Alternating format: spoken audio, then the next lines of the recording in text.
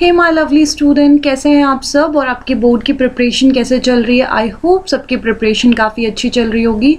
So student, वैसे तो YouTube में काफ़ी सारे आपको वीडियोस मिल जाएंगे जिसमें रिड्यूस सिलेबस के बारे में बात की गई है, लेकिन ये वीडियो अलग है उन सब से क्योंकि बहुत सारे स्टूडेंट को ये तो पता है कि रिड्यूस सिलेबस है क्या, लेकिन उन्हें ये नहीं पता कि वो बुक में कौन कौन से टॉपिक है जिनको उन्हें पढ़ना चाहिए और और ऐसे कौन से टॉपिक है जिनको उन्हें इग्नोर करना चाहिए। सो आज मैं ये वीडियो लेकर आई हूँ आप सबके साथ और आपके लिए। और आपको करना क्या है कि आपको अपनी मैथ्स की बुक लेनी है और उसमें चैप्टर वाइज, मैंने यहाँ पे चैप्टर वाइज आपके लिए प्रिपेयर किया है। तो आप चैप्टर वाइज आप क्या करेंगे, जो जो टॉपिक नहीं पढ़ने उन पे कट मार्क करते जाइए और जिनको पढ़ना है उनमें टिक करते जाइए। ओके, सो आपको करना क्या है, आप एक अपनी बुक ले लीजिए, ठीक है। हाँ, ये जो वीडियो है ये NCERT की बुक के बेसिस पे मैंने बनाई है, ठीक है, कोई अदर बुक के बेसिस पे नहीं, लाइक योर RD शर्मा ये सब नहीं। आप NCERT बुक निकालिए और उसमें से आप क्या करिए, टिक करिए। ओके, सो हम लेट्स स्टार्ट दिस वीडियो। सो सबसे पहले हमारे पास है रिलेशन एंड फंक्शन, ठीक है। तो रिलेशन एंड फंक्शन में आपको क्या नहीं पढ़ना है, सबसे पहले हम वो देखते हैं। सबसे पहले आपको कंपोजिट फंक्शन के बारे में नहीं पढ़ना, ठीक है। और ये NCERT में आपका कौन सा टॉपिक है, ये NCERT में आपका 1.4 देख लीजिए आप अपनी NCERT में 1.4 जो है ये टॉपिक है आपका कंपोजिट फंक्शन। फिर उसी के बाद है आपका इनवर्स ऑफ अ फंक्शन, ये भी आपको नहीं पढ़ना है, ठीक है, not to study. Okay, now अगर नहीं पढ़ना है तो फिर इस चैप्टर में ऐसा क्या है जो आपको पढ़ना है। सो इस चैप्टर में आपको क्या पढ़ना है, सबसे पहले आपको पढ़ना है टाइप्स ऑफ रिलेशन, जिसमें आपका एम्प्टी, यूनिवर्सल और एम्प्टी रिलेशन, यूनिवर्सल रिलेशन, और मोस्ट इंपॉर्टेंट टॉपिक जो आपके बोर्ड में क्वेश्चन जिससे बनते हैं वो है आपका ट्रांजिटिव, रिफ्लेक्सिव और सिमेट्रिक रिलेशन, ठीक है। फॉर श्योर शॉर्ट यहाँ से क्वेश्चन ज़रूर बनता है। फिर उसके बाद टाइप्स ऑफ फंक्शन आएंगे जिसमें 1-1 ऑनटो, इनटू, 1-1 ऑनटो फंक्शन जिन्हें आप इंजेक्टिव, सर्जेक्टिव और बाइजेक्टिव फंक्शंस भी कहते हो। तो ये सारे भी ये सारे भी आपको प्रिपेयर करने हैं, ठीक है, ठीक है। डोंट वरी, अगर आपने अभी भी पढ़ाई शुरू नहीं की है तो मैं बहुत जल्द आपके लिए एक मैथमेटिक्स की लेक्चर सीरीज लेकर आ रही हूँ जिसमें सारे इंपॉर्टेंट चैप्टर्स को हम कवर करने वाले हैं। और उन चैप्टर्स को कवर करते हुए हम दो चीज़ के लिए हम पढ़ेंगे। सबसे पहले आपको ये पता होगा कि according to your reduce syllabus आप लोगों के पास आपको पता होगा कि शुरू के 24 जो हैं वो MCQs हैं और उसके बाद फिर आपका क्वेश्चन सब्जेक्टिव क्वेश्चंस है, ठीक है। तो हम अब हर चैप्टर को 2 फेज में पढ़ेंगे। सबसे पहले फेज में हम उसके MCQ डिस्कस करेंगे और उसके बाद हम उसके सब्जेक्टिव क्वेश्चंस करेंगे जो मोस्ट इंपॉर्टेंट क्वेश्चंस है आपके बोर्ड एग्जाम के लिए, ठीक है। तो अभी आप जस्ट टिक कर लीजिए, जल्द ही मैं ये वीडियोस भी लेकर आने वाली हूँ आपके लिए, ठीक है। फिर इसके बाद आपको पढ़ना है बाइनरी ऑपरेशन, ठीक, ओके। चैप्टर 2 में देखिए इन्वर्स ट्रिग्नोमेट्री में आपको क्या नहीं पढ़ना है, क्या नहीं पढ़ना है, ग्राफ ऑफ इन्वर्स फंक्शन। उसके बाद elementary properties of inverse function, ठीक है। एलिमेंट्री प्रॉपर्टीज, ये दोनों टॉपिक आपको नहीं पढ़ने, ये भी नहीं पढ़ना, ये भी नहीं पढ़ना, ठीक है। फिर पढ़ना क्या है, simple problem based on principal values. आपको पता होगा कि आपके जो फर्स्ट एक्सरसाइज है वहाँ पे आपके प्रिंसिपल वैल्यूज फाइंड करना आप सीखते हो वहाँ पे, तो वो एक्सरसाइज आपको करनी है, ठीक है। तो आपको एक तो ग्राफ, आपको बिल्कुल देखो ग्राफ जो है आपको एक बेसिक आइडियाज देते हैं, ठीक है। तो थोड़ा बहुत उसमें जस्ट आपने क्या करना है, एक ग्लांस में देख लेना है कि ग्लांस देख लिया कि हाँ भाई ये ग्राफ ऐसे ऐसे होता है, बट उसको प्रिपेयर नहीं करना है फॉर योर एग्जाम, ओके। और एक और चीज़ जब हम ये डिस्कस करेंगे तो आप ये देखोगे कि ज़्यादा कुछ रिड्यूस नहीं हुआ है, मोस्ट ऑफ द चीज़ वो हैं जो वैसे भी नहीं आती थी, ठीक है। तो इसका मतलब क्या है कि आपको अपनी प्रिपरेशन काफ़ी स्ट्रॉन्ग रखनी है, ओके। उसके बाद चैप्टर 3 में है आपका जो आपको नहीं पढ़ना है वो है आपका, सबसे पहले आपका existence of non zero matrices, तो एक तो आपको ये नहीं पढ़ना whose product is zero matrix, ठीक है। उसके बाद आपको concept of elementary row and column नहीं पढ़ना, आप अपनी बुक में देखिए इसे, ये आपका 3.7 टॉपिक है ये, ठीक है। ये आपका 3.7 टॉपिक है, ठीक है। उसके बाद आपको प्रूफ नहीं पढ़ना, आपके बाद इनवर्स मैट्रिक्स आती है और उसमें आपका एक प्रूफ आता है, थ्योरम नंबर 3 है ये एनसीईआरटी में, तो आपको ये नहीं पढ़नी है, ठीक है, ओके। फिर उसके बाद क्या पढ़ना है, सबसे पहले आप बेसिक मैट्रिक्स का जो बेसिक है कि ऑर्डर क्या होता है, ठीक है, टाइप ऑफ मैट्रिसेस क्या है, इक्वालिटी ऑफ मैट्रिसेस क्या है, ऑपरेशन ऑन मैट्रिसेस, जैसे आपका एडिशन हो गया, मल्टीप्लिकेशन ऑफ टू मैट्रिसेस हो गया, मल्टीप्लिकेशन बाय स्केलर हो गया, ठीक है। फिर इसके बाद भी आपके पास मैट्रिक्स एडिशन की प्रॉपर्टीज आती हैं, जैसे आप कम्यूटेटिव हो गई, एसोसिएटिव हो गई, एग्जिस्टेंस ऑफ आइडेंटिटी हो गई, एग्जिस्टेंस ऑफ इनवर्स हो गया, ठीक है, एडिटिव इनवर्स हो गया, एडिटिव आइडेंटिटी हो गई, तो ये आपको पढ़नी है, ठीक है। उसके बाद properties of scalar multiplication of a matrix, उसके बाद properties of multiplication of matrices, then transpose and properties of transpose of a matrix, transpose करना सीखना है और उसकी प्रॉपर्टीज भी चेक करनी है, ठीक है। उसके बाद मैट्रिसेस में है आपका symmetric and skew symmetric matrix, तो आपको पता होगा कि every matrix can be written as a sum of symmetric and skew symmetric matrix, तो ये क्वेश्चन काफी इंपॉर्टेंट टॉपिक है, ठीक है, क्वेश्चन बनता है यहाँ से, तो ये काफी इंपॉर्टेंट टॉपिक है, ठीक है। इसके बाद जो नेक्स्ट चैप्टर है, ओके, डिटर्मिनेंट आता है। डिटर्मिनेंट में आपको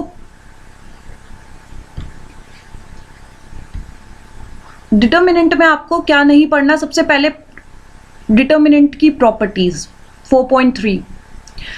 मुझे जो लगता है कि जो सबसे अच्छा जो हुआ है आपका जो रिडक्शन हुआ है वो शायद डिटर्मिनेंट में ही हुआ होगा, क्योंकि प्रॉपर्टीज काफी टाइम हम लोगों को जो डिफिकल्ट क्वेश्चन है वो नहीं हो पाते हैं प्रॉपर्टीज से, बट ठीक है, ये अब ये हमारा नहीं पढ़ना है हम लोगों को ये। उसके बाद consistency, inconsistency and number of solution of system of linear equation by example, ये आपका बुक में 4.7.1, ठीक है, ये आपका बुक में है, इसे भी नहीं पढ़ना है, ठीक है।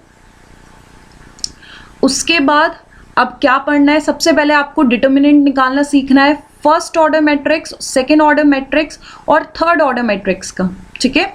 उसके बाद आप डिटर्मिनेंट की हेल्प से कैसे आप एरिया ऑफ ट्राइंगल निकालते हो ये सीखना है, ठीक है। उसके बाद माइनस एंड कोफैक्टर सीखना है, ठीक है, माइनस एंड कोफैक्टर सीखना है। उसके बाद adjoint and inverse of matrix, ठीक, तो ये सब आपको डिटर्मिनेंट में सीखने, ठीक है। उसके बाद कॉन्टिन्यूटी एंड डिफरेंशियबिलिटी आती है, उसमें क्या नहीं पढ़ना है आपको, ठीक है, क्या नहीं पढ़ना है, तो सबसे पहले आपको रॉल्स थ्योरम नहीं पढ़नी और लेग्रांजेस मीन वैल्यू थ्योरम नहीं पढ़नी, ठीक है, और ना ही इनके ज्योमेट्रिक प्रूफ पढ़ने हैं, ओके। तो क्या पढ़ना है, सबसे पहले आपको किसी भी फंक्शन की कॉन्टिन्यूटी कैसे चेक करते हैं ये पढ़ना है। एल्जेब्रा ऑफ कॉन्टिन्यूस फंक्शन क्या होता है कि दो फंक्शंस को आप ऐड करते हो तो क्या वो कॉन्टिन्यूस होंगे, ठीक है, अगर सब्ट्रैक्शन करते हो तो क्या वो कॉन्टिन्यूस होंगे, तो ये पढ़ना है। डिफरेंशियबिलिटी पढ़ना है, derivative of function and chain rule, ठीक है, और चेन रूल ये पढ़ना है। ये जो स्टार्टिंग का कॉन्सेप्ट होता है ये आप क्लास 11th में पढ़ चुके होते हो, ठीक है, ठीक, और अगर नहीं पढ़ा है तो कोई नहीं, हम है ना, हम करवाएंगे आपको, ठीक है। उसके बाद, ठीक है, उसके बाद आपको क्या करना है, डेरिवेटिव ऑफ इम्प्लिसिट फंक्शन ये पढ़ना है, डेरिवेटिव ऑफ इम्प्लिसिट फंक्शन, फिर derivative of inverse trigonometric function, exponential function, logarithm function, ठीक है, और लॉगरिथम डिफरेंशिएशन, ठीक है, ये पढ़ना है। उसके बाद derivation of function in parametric form, ठीक है, ये पढ़ना है, पैरामेट्रिक फॉर्म पढ़ना है। पैरामेट्रिक फॉर्म में अगर आप इसके बाद है आपका सेकेंड ऑर्डर डेरिवेटिव, ठीक है। तो ये सारे जो हैं आपको ये स्टडी करने हैं। इसके बाद आता है एप्लीकेशन ऑफ डेरिवेटिव, जिसमें दो बहुत ही इजी टॉपिक थे जो हमें नहीं करने हैं। वो है आपका rate of change of quantity, ठीक है, और use of derivative in approximation, ठीक है। तो ये दोनों आपको नहीं करने हैं। तो कौन कौन से आपको करने हैं? सबसे पहले आपको करना है इंक्रीजिंग एंड डिक्रीजिंग फंक्शन, ठीक है, जिसमें आपका मोनोटोनिक इंक्रीज, ठीक है, मोनोटोनिकली इंक्रीजिंग डिक्रीजिंग फंक्शन होता है, ठीक है। उसके बाद टेंजेंट एंड नॉर्मल पढ़ना है। फिर उसके बाद मैक्सिमा एंड मिनिमा पढ़ना है, जिसमें आप local minima, local maxima, absolute minima, absolute maxima, ये सब पढ़ते हो, ठीक है। उसके बाद आते हैं हम इंटीग्रल में। इंटीग्रल में आपको जो नहीं पढ़ना है वो है definite integral as a limit of sum, ठीक है, ये नहीं पढ़ना है आपको, ठीक है। तो इसे टिक कर लीजिए कि आप इसको क्रॉस कर दीजिए कि आपको नहीं पढ़ना है। उसके बाद आपको क्या पढ़ना है वो ये है integration as a reverse process of differentiation, ठीक है, कि डिफरेंशिएशन की रिवर्स प्रोसेस होती है इंटीग्रेशन। दूसरा आपको मेथड ऑफ इंटीग्रेशन पढ़ना है। उसमें आपके 3 मेथड हैं, by parts, by partial fraction and by substitution. तो इसमें इंटीग्रेशन में आपके पास डेफिनेट और इनडेफिनेट दोनों ही इंटीग्रेशन आपको प्रिपेयर करना है, ठीक है। इसमें ज़्यादा कुछ रिड्यूस नहीं हुआ है, जस्ट आपका लिमिट एज सम के क्वेश्चंस रिड्यूस हुए हैं, ठीक है, ठीक है। उसके बाद आते हैं हम एप्लीकेशन ऑफ इंटीग्रल में। एप्लीकेशन ऑफ इंटीग्रल में देखिए क्या है आपके पास। सबसे पहले आपके पास आएगा area between any two curve above set curve, ठीक है। तो ये नहीं पढ़ना है आपको। क्या नहीं पढ़ना है? Area between any of the 2 above set curve, ठीक है, ये नहीं पढ़ना है। ये आपका 8.3 में होगा, आप इसको चेक कर लीजिए। यहाँ पे आप इस पे क्रॉस कर सकते हैं कि ये आपको नहीं पढ़ना है। 8.3 है ये एनसीईआरटी में। इसके बाद आपको क्या पढ़ना है वो है area enclosed bye simple curves, ठीक है। सिंपल कर्व्स जो भी एरिया इनक्लोज करते हैं आपको वो पढ़ना है, और कर्व और लाइन जो आपका एरिया इनक्लोज करते हैं आपको वो पढ़ने हैं, ठीक है। तो ये है आपके application of integral. Application of integral सिर्फ सिंपल कर्व के लिए हो गया, कर्व और लाइन के लिए हो गया, लेकिन not area between any of the 2 above set curves, ठीक है। 8.3 है ये आपका टॉपिक। उसके बाद हम पढ़ेंगे डिफरेंशियल इक्वेशन, जिसमें आपको क्या नहीं पढ़ना है, ठीक है। इसमें सबसे पहले फॉर्मेशन ऑफ डिफरेंशियल इक्वेशन, ये आपको नहीं पढ़नी है कि जनरल इक्वेशन से जिसका जनरल सॉल्यूशन दिया रहता है आप उससे कैसे डिफरेंशियल इक्वेशन फॉर्म करते हो। तो ये आपकी एक्सरसाइज नंबर 9.3 है, तो आपको इसको नहीं पढ़ना है, ठीक है। उसके बाद इस पे क्रॉस कर दीजिए, ये आपको नहीं पढ़ना है। उसके बाद आपको ये नहीं पढ़ना है solution of linear differential equation of the type linear differential equation में आपको ये टॉपिक नहीं पढ़ना है लीनियर डिफरेंशियल इक्वेशन का, ठीक है। ये आपका 9.5.3 और एक्सरसाइज 9.3 है, तो इसे भी आप क्रॉस कर दीजिए, ये भी नहीं पढ़ना है। तो फिर इस चैप्टर में आपको क्या क्या पढ़ना है, सबसे पहले आप इस पे टिक कीजिए, order and degree of differential equation, ठीक है। उसके बाद general and particular solution of differential equation, ठीक है, general and particular solution of differential equation. फिर उसके बाद method of solving first order differential equation, first order and first degree differential equation, जिसमें आपको differential equation by variable separation पढ़ना है, काफ़ी इजी टॉपिक है। होमोजीनियस डिफरेंशियल इक्वेशन पढ़ना है, वंस अगेन काफ़ी इजी टॉपिक है, ठीक है। तो इसमें एक टॉपिक, इसी में एक तीसरा टॉपिक होता है आपका solution of linear differential equation, जो ये रिड्यूस हो गया है, ठीक है, ओके। इसके बाद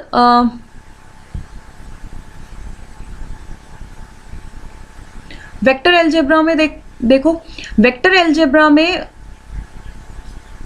आपको सबसे पहले क्या नहीं पढ़ना है, तो एक छोटी सी चीज ही हटी है इसमें से, वो है आपका स्केलर ट्रिपल प्रोडक्ट, ठीक है।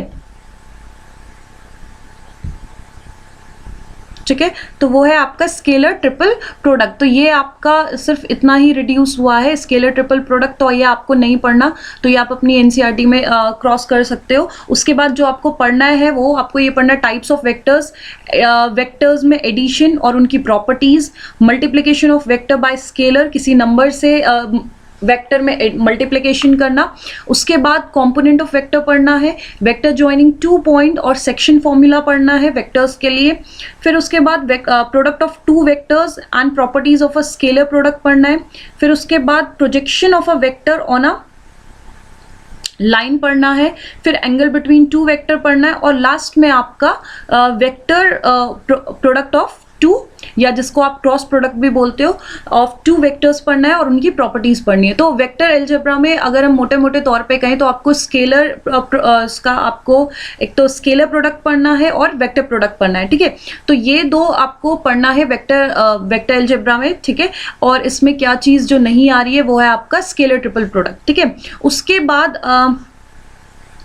3 डायमेंशनल ज्योमेट्री में आपको जो नहीं पढ़ना है वो ये है कि किसी के भी 2 लाइंस के बीच में एंगल फाइंड करना हो, या किसी 2 प्लेन के बीच में एंगल फाइंड करना हो, या किसी एक लाइन और एक प्लेन के बीच में आपको एंगल फाइंड करना हो, तो ये आपको नहीं पढ़ना है, ठीक है। आपको क्या पढ़ना है,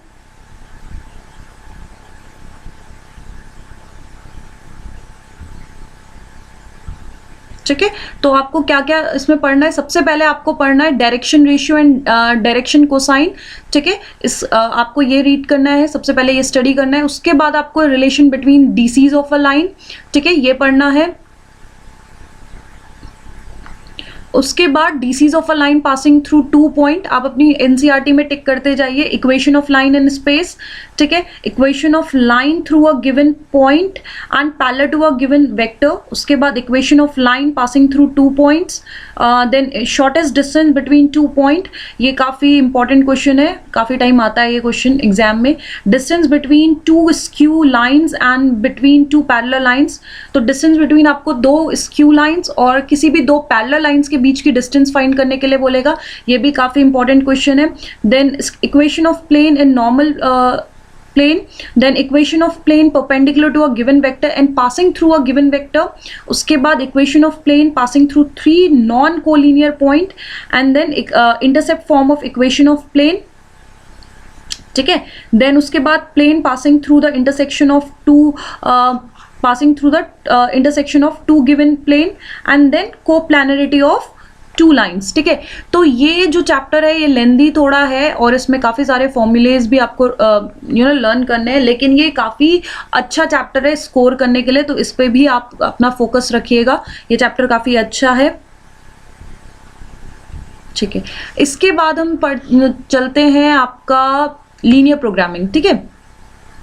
तो लीनियर प्रोग्रामिंग में आपका क्या है, सबसे पहले आपको क्या नहीं पढ़ना है वो है आपका मैथमेटिकल फॉर्मूलेशन ऑफ एलपीपी, ठीक है, ये आपको नहीं पढ़ना, और ये आपका एनसीईआरटी में 12.2.1 है, आप इसको बिल्कुल नहीं पढ़ेंगे। इसके बाद एक अनबाउंडेड करके आता है, ये एलपीपी पे जब आप ग्राफिकल मेथड से करते हो तो अनबाउंडेड वाले क्वेश्चन नहीं करोगे आप, ठीक है। उसके बाद आपको क्या पढ़ना है वो ये है graphical method of solving linear programming problems और डिफरेंट टाइप ऑफ एलपीपी, जो भी आपकी डिफरेंट टाइप ऑफ एलपीपी होती हैं आप उनको स्टडी करोगे, ठीक है। उसके बाद